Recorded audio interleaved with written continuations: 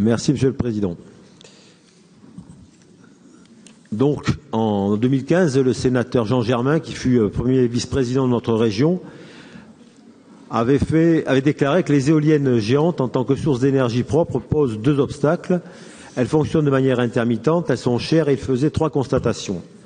Le retour d'expérience allemande, déjà, montre qu'au niveau global, les éoliennes industrielles ne constituent pas une source d'énergie de substitution. Deux, les éoliennes industrielles consomment énormément d'espace en termes de pollution visuelle et sonore, sans compter l'enfouissement à jamais, à moins de 2 mètres, de milliers de tonnes de béton. 3, c'est un énorme gaspillage d'argent public dans des conditions particulièrement opaques. Donc je vais reprendre rapidement ces trois constatations qu'avait fait le sénateur Jean Germain et vous montrer que la situation s'est dégradée depuis 2015. Donc l'Allemagne a en effet 24 000 machines en parc, puisqu'ils avaient décidé en 2011 de se passer de l'énergie nucléaire. Mais il a fallu aussi réouvrir les centrales à charbon et à lignite, puisque le facteur de charge de l'éolien n'est que de 20% en raison du manque de vent ou de vent trop fort, de la maintenance, des pannes. Et contrairement au nucléaire ou à l'hydraulique, qui produisent en continu et pour lesquels on peut adapter la production à la demande, ce n'est pas le cas pour l'éolien. Donc, ayant fait le constat de l'inefficacité énergétique de l'éolien, les Allemands reviennent en arrière, et pas seulement les Allemands. Bon, en Allemagne, 74 éoliennes seulement ont été construites en 2018. La filière a perdu cette année 26 000 emplois suite aux baisses de subventions sans lesquelles cette filière n'est structurellement pas viable. La Pologne a décidé d'en terminer avec l'éolien en 2040. Et plus loin de chez nous, Bill Gates, en 2018, a déclaré que sa fondation ne soutiendrait plus l'éolien, considéré comme peu productif et polluant. Au niveau français et régional, donc, depuis 2013, le seuil minimal d'implantation des parcs éoliens, qui était de 5 machines, a disparu.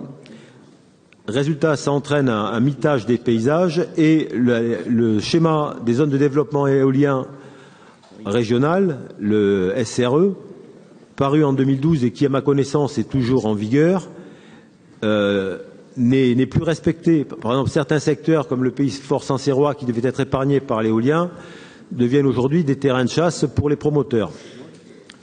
Deuxième point, donc les atteintes à la santé et à l'environnement.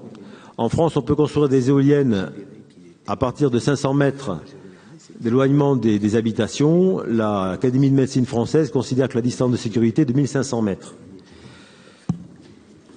L'éolien pollue visuellement et de manière sonore l'environnement et entraîne une baisse de 30 à 50% de la valeur des biens immobiliers situés à proximité.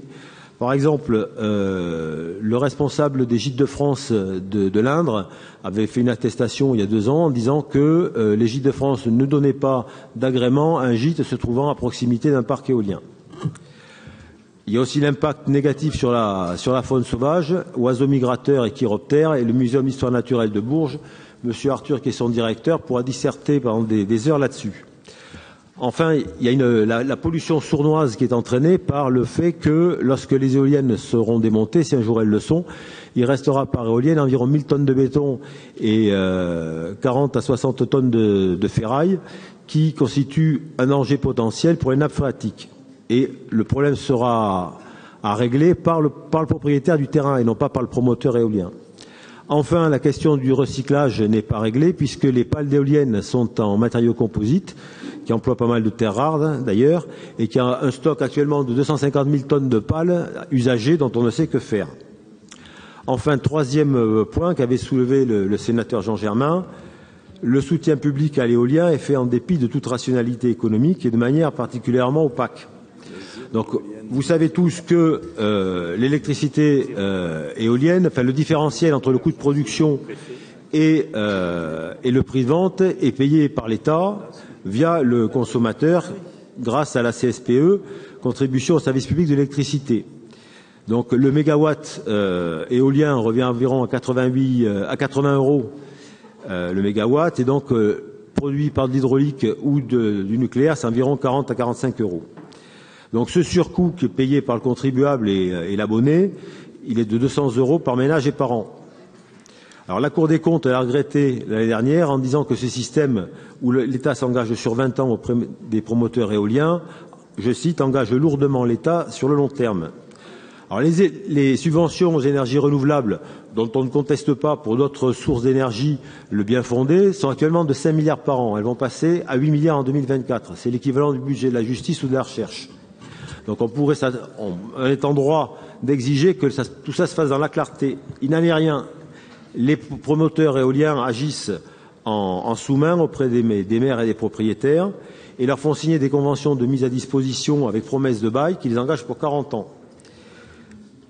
Les propriétaires, souvent des agriculteurs, souvent en difficulté, sont évidemment alléchés par les 15 000 € par an et par éolienne qu'ils vont toucher pendant 20 ans. On oublie de leur dire que si le promoteur éolien vient à défaillir, c'est eux qui devront payer le démantèlement de l'éolienne, qui est d'à peu près 450 000 €. Et la réglementation impose aux promoteurs éoliens de consigner 50 000 € pour le démantèlement. Et je ne parle pas du socle en béton, qui de toute façon reste, qui risque un jour d'être aussi à la charge du propriétaire. C'est 250 000 € environ. Alors la question qu'on pose, moi j'ai déjà posé à des promoteurs éoliens, mais pourquoi, je ne comprends pas, pourquoi vous n'achetez pas les terrains, puisque vous allez, en les louant, les payer en fait 40 à 60 fois leur valeur. Alors là, on a généralement des réponses dilatoires ou pas de réponse du tout.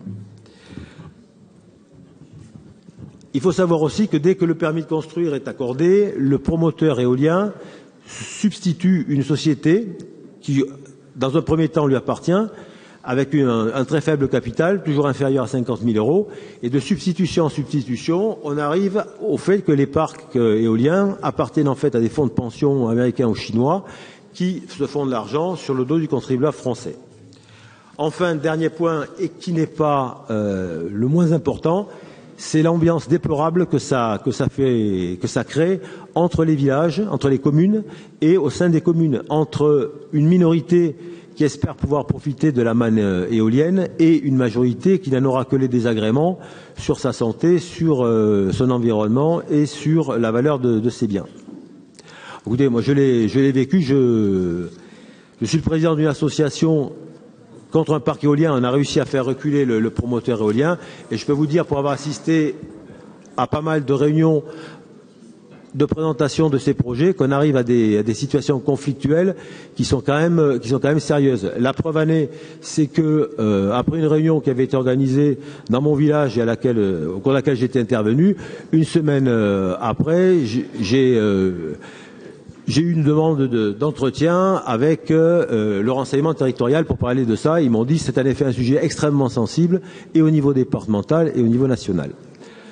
Donc par conséquent, face à ce qui est devenu un scandale d'État, ce soutien à l'éolien alors que c'est une filière qui structurellement ne sera jamais rentable, on vous propose le vœu suivant: le Conseil régional réuni à Orléans le 17 octobre et décide par l'adoption de ce vœu de ne plus soutenir l'implantation de parcs éoliens en région. Je vous remercie.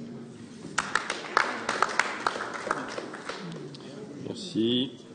Pour le